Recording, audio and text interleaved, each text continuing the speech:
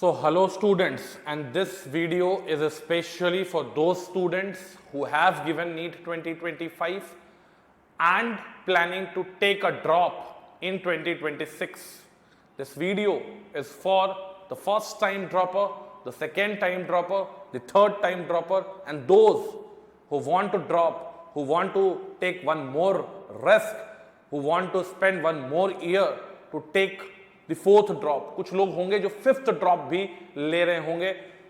So this video is for all. देखिए NEET 2026 जैसा कि नीट 2024 के एग्जाम 23 के एग्जाम के बाद 24 में हुआ था, वही इस बार भी हुआ. नीट 2024 देने के बाद आप 2023 देने के बाद आप सभी लोगों ने यह मान लिया था कि वैसा ही पेपर एनटीए बनाएगा, वैसे ही पढ़ना है. अब हमको मेरे रूल्स सेट हैं, मुझे एमसीक्यू प्रैक्टिस करनी है, मेरा सब पढ़ा हुआ है, हम रोज 8 घंटा पढ़ेंगे and all. 2024 the game has changed, the rules have been changed. Exam का जो डिफिकल्टी लेवल था वो किसी को बताने की अब जरूरत नहीं है कि किस तरीके से एनटीए ने अचानक रातों रात बढ़ा दिया. अब आपने फिर से सोचा है कि भाई अब बस मुझे फिजिक्स पढ़ना है, बायोलॉजी नहीं पढ़ना, केमिस्ट्री नहीं पढ़ना, इसके हम लोग मास्टर्स हैं, मेरा फिजिक्स जो है बस फिजिक्स पे ही हमको फोकस करना है. आपने क्या कर लिया है अपने हिसाब से, अगर मैं बात करूं अपने हिसाब से आपने अपने रूल्स बना लिए. ठीक है, अपने हिसाब से आपने क्या कर लिया, अपना रूल्स बना लिया. You have made your self rules. ठीक है, इसके बाद आपने अपना सेल्फ प्लान भी बनाया हुआ है. ठीक है, और आपको लगता है कि हम ये रूल और ये प्लान फॉलो करेंगे, अगर ढंग से करेंगे तो आपका सिलेक्शन हो सकता है. बिल्कुल हो सकता है, बिल्कुल हो सकता है. लेकिन माय डियर स्टूडेंट्स, मैं आपको एक चीज बताना चाहूंगा कि आप जो है अगेन वो गलती ना करें जो नीट 2023 के एस्पिरेंट्स ने जब एक साल ड्रॉप लिया था तो 24 में किया. आपको लग रहा है कि फिजिक्स जो है एकदम ऐसा पढ़ना है कि भाई गर्दा उड़ा देना है. इस दिक्कत में आपने बायो को नेग्लेक्ट करना स्टार्ट कर दिया या फिर आपने केमिस्ट्री को नेग्लेक्ट करना स्टार्ट कर दिया. तो जो चीज एनटीए ने 2025 में की है वही चीज 2026 में भी करेगा. 26 में फिजिक्स टफ नहीं देगा, केमिस्ट्री टफ दे देगा. 27 में हो सकता है बायो इतना टफ दे दे कि भाई एनसीईआरटी का एक एक लाइन में 100 लाइन के अंदर से सवाल पूछ दे. The rule is very easy to change. Rule को चेंज करना आपके हाथ में नहीं है, रूल को चेंज करना एनटीए के हाथ में है. तो आप कोई भी चीज अज्यूम नहीं करिए कि ऐसा होगा. Don't assume the future. ठीक है, don't assume the future will be like this. ऐसा ही एनटीए करेगा. इसीलिए मैं बार बार बोलता हूं कि जो टीचर आपको यह बात बोलता है कि मैं पेपर लीक कर दूंगा, मैं ये कर दूंगा, मैं वो कर दूंगा, उससे बचिए. ये एक नेशनल इंपॉर्टेंस इंस्टीट्यूट में जाने वाला एग्जाम है. एम्स, गवर्नमेंट मेडिकल कॉलेजेस, इनका अपना नेशनल इंपॉर्टेंस है. इसके लिए एनटीए बनाया गया है. और एनटीए को अगर कोई प्रेडिक्ट कर ले भाई तो इतना आसान काम नहीं है. तो गेम इज वेरी सिंपल, लेकिन आप उसको कॉम्प्लिकेटेड बनाना चाहते तो बना सकते हैं. Physics, chemistry, biology, the 3 pillars, all of them are important. For physics, the basic thing required is understanding, thought process development. आपको बेसिक अरिथमेटिक नहीं आती है, आप फिजिक्स नहीं समझ सकते हैं. आपको स्ट्रेट लाइन का इक्वेशन नहीं आता है, आपको कोई हाथ पकड़ के चम्मच से स्ट्रेट लाइन का इक्वेशन, पैराबोला का इक्वेशन, रेक्टेंगुलर हाइपरबोला का इक्वेशन, इंटीग्रेशन का बेसिक फॉर्मूला, डिफरेंशिएशन का बेसिक फॉर्मूला नहीं पढ़ाने वाला है. Stop satisfying yourself. आप अपने आप को खुश करने के लिए बस बहुत लोगों ने कोचिंग में एडमिशन ले लिया है. जो एलएन में थे आकाश में चले गए, जो आकाश में थे एलएन में चले गए, और इन दोनों में थे वो अब पीडब्ल्यू चले गए, जो पीडब्ल्यू में थे वो अनअकैडमी चले गए. ये आप एक विशियस साइकिल का पार्ट बन चुके हैं और इससे आपको कोई बाहर नहीं निकाल सकता है. आपका समय भी बर्बाद हो रहा है, आपकी स्ट्रैटेजी भी गलत है, और भी बहुत कुछ।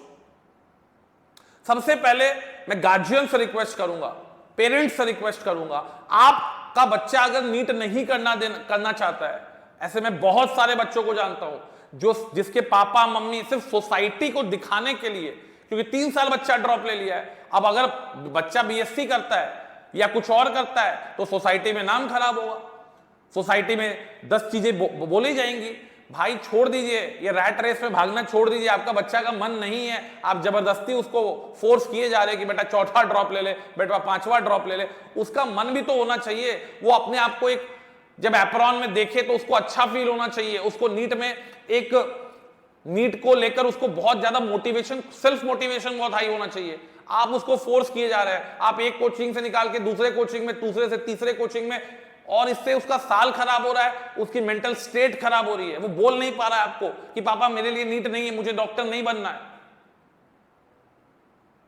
बट आप सुनने को तैयार नहीं है, क्योंकि आपको अपने, ठीक है, बहन को, भाई को, नेबरहुड में, सोसाइटी को, ठीक है, चाचा को, गांव के फूफा को, सबको जवाब देना है कि मेरा बच्चा नीट में सिलेक्ट हुआ है।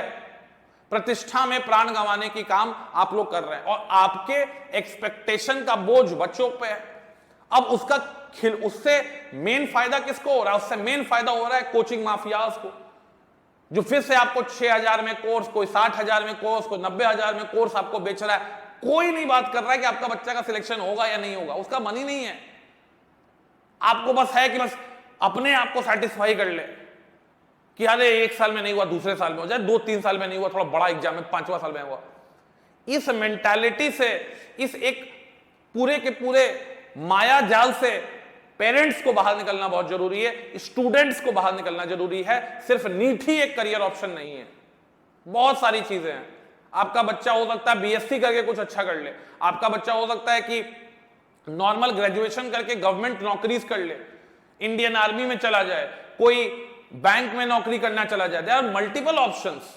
Why you are concentrating yourself in only a NEET का वेल, कि बस हमको नीट के अलावा कुछ नहीं दिखता है। तो जब आप फोर्सफुली उसमें गए हुए हैं तो आपका नीट नहीं निकल सकता है, और फिर आप अज्यूम करना स्टार्ट करेंगे। ये सब बंद करिए, आपको कोई सत्य नहीं बताने वाला आज के डेट में। सत्य बताने के लिए जिगरा चाहिए, ठीक है। और मैं आपको बता रहा हूं, आपसे नीट नहीं हो रहा है, आप छोड़ दीजिए, कोई मोटिवेशन नहीं। आप 4-5 तो शॉर्ट्स देख लेते हैं, इमोशनल हो जाते हैं, ठीक है, आपको लगता है आपका भी हो जाएगा, गार्जियन को लगता है आपका भी हो जाएगा, फिर 1 साल बर्बाद। ये एग्जाम पैशन वालों का एग्जाम है, जिनका पैशन है एप्रॉन पहनना, देश की सेवा करना, डॉक्टर बन के मरीजों का हेल्प करना। अगर वो पैशन आप में मिसिंग है, वो आपका डिटर्मिनेशन आपका मिसिंग है, आप पेपर क्या प्रेडिक्ट करेंगे?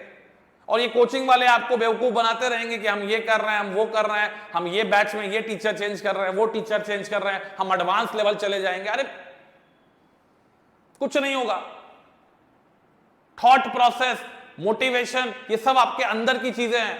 आपका सपना, आपका हॉबी, सब आपके ऊपर है।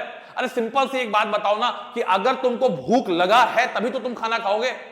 अगर भूख नहीं लगा है, कोई भी मोटिवेशन, अगर मैंने पूरा यहां तक खाना खाया हुआ है, कोई भी चीज मुझे मोटिवेट कर सकती है कुछ खाने के लिए क्या? नहीं। और जब मैं भूखा हूं तो मुझे किसी की मोटिवेशन नहीं चाहिए, मुझे कुछ भी दिखेगा, रोटी सब्जी मैं खा लूंगा, चावल दाल दिखेगा खा लूंगा, उसके लिए कोई मोटिवेशन नहीं चाहिए। तो it's all depend upon your hungerness. आप कितने भूखे हैं नीट को लेकर हैं, तो आपको दुनिया की कोई ताकत नहीं रोक सकती है नीट का एग्जामिनेशन निकालने में। हो सकता है आप 1 बार में, 2 बार में, 3 बार में, 4 बार में निकाल ले, क्योंकि आपकी भूख थी। लेकिन आप अगर किसी को सेटिस्फाई करने के लिए सिर्फ मम्मी को, पापा को, पड़ोसी को, गर्लफ्रेंड को, फलाना को, ढकाना को, तो आपसे नहीं होने वाला है, क्योंकि आप कभी भी अपने प्लान्स अच्छे बना नहीं पाएंगे। आपका प्लान्स एग्जाम ओरिएंटेड नहीं रहेगा, किसी को सेटिस्फाई करने के लायक रहेगा। That's my only request to all of you कि भैया इस रैट रेस से बाहर निकलना, बाहर निकल जाओ। और अगर भूख है तो रहो, लड़ो, और फिर अच्छे टीचर से मेंटोरशिप लो, जिन्होंने इस फील्ड में बहुत कुछ प्रूफ किया हो, ठीक है। ये जो ऑनलाइन में आके लोग जोकराई कर रहे हैं, उनसे अगर आप सीख सकते हो तो सीख लो, हमको कोई मतलब नहीं है। लेकिन आप जब इतने साल ऑनलाइन में रह चुके हैं, तो आपको मैं बोलूंगा कि आपको अगर भूख है तो आपको या तो खुद ही सेल्फ स्टडी करके अपनी उस चीज को आगे कर देना है, और अगर आपको अच्छे मेंटर्स आपके सिटी में मिल रहे हैं तो उनको जाके जरूर कांटेक्ट कीजिए। That is the only message I want to give.